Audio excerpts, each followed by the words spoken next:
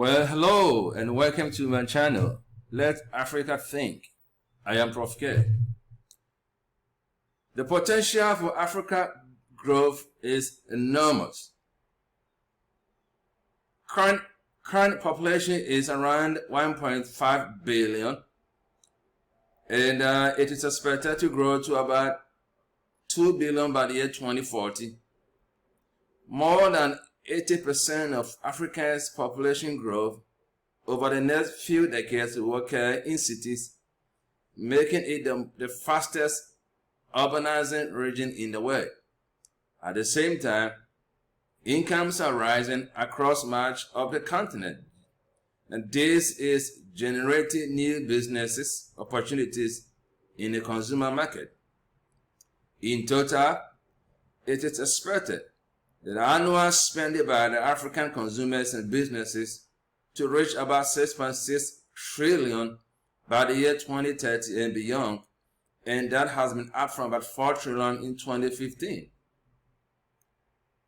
This trend is just continuing to spur businesses in all kinds of sectors, from food, beverages, pharmaceuticals, financial services, healthcare, and education. So the potential for growth is there. And many people outside the continent realize this growth for business. The problem of this is that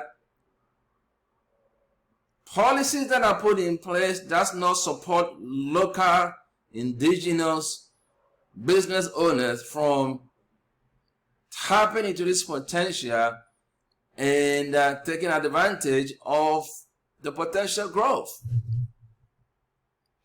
Over the next years, we are expecting foreign investors to come to the continent, establish businesses, and take advantage of this potential growth. The problem of foreign investors is that they don't have Africa at heart. Most of them come in to exploit the continent, repatriate all their profits, and take it back home to build their own countries.